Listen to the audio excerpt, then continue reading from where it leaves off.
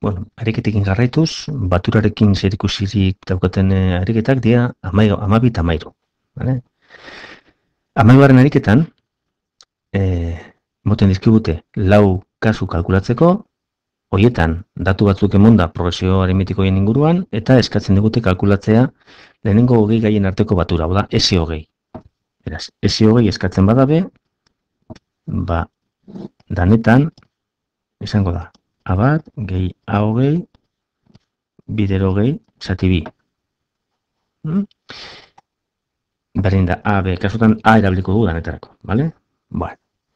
Lehenengo kasuan, moten digute, A1 dala 5 eta D dala 2. Bueno, orduan. S hogei kalkulatzeko, A hogei kalkulatu behar dugu lehen. Beraz, 20. gaia, beti da, lehenengoari gehitu 19 bider diferentzia. Hau da, 5 gehi 38, hau da, 43. Vale? Orduan, S hogei izango da 5 lehenengoa gehi 43 bider hogei zati bi. Bider hogei zati bi bider 10 ingo dugu. Bai? Beraz, 48 bider 10 horren beste. Beren kasuan emoten digute A1 dala minus zazpi eta bai A2 dio minus bat eta A2 minus zazpi. Oda, emoten dizkigute lehenengo bigaiak. Bueno, A hogei kalkulatzeko D behar dugu. Vale?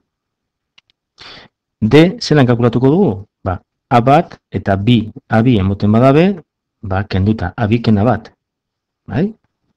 D izango da minus zazpi ken minus bat. Oda, minus 6.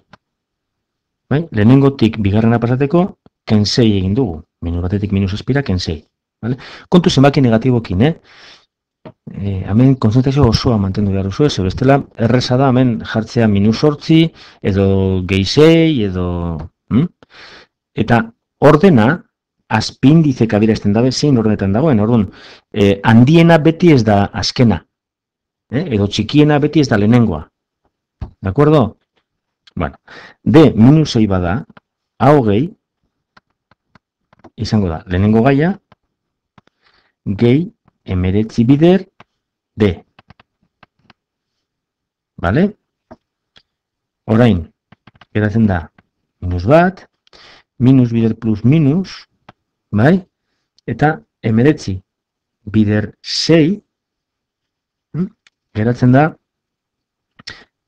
114. Vale? 9 bider 6 54, 5 buruko 111, vale? Olanik. Orduan, minus 115 geratzen da 20. gaia. Orain, batura, S hogei izango da, lehenengo gaia minus bat, gehi bigarren 20. gaia 115, bider hogei zati bi. Hau da, minus 116 bider 10 minus 1160. Bueno.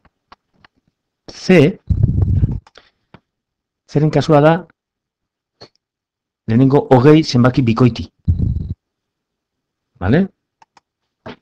Zenbaki bikoitia badira, A1 izango da 2, D berdin 2, eta A hogei, lehenengo hogei zenbaki bikoiti da lekua bider 2 egin, ez da 40. Bai? Ez dugu kalkulatu behar beste bide batetik. Posible izango zen, kalkulatzea hogei esanez, dala A hogei, dala lehenengoari, gehitu 19 bider 2. 19 bider 2, emoten dugu eta 18, gehi 40. Vale? Bueno, eta S hogei, izango da lehenengoari batu, azkena, bider hogei, zati bi. Hau da, 42 bider 10, errondo gehi. Eta den, eskatzen digute, hiruren multiploak, lehenengo hogei hiruren multiploak. Bueno, ba, A1, 3. Zein da, 20. hiruaren multiploa? A hogei? Ba, hogei bider 3. 60. Beraz, S hogei, ze izango da?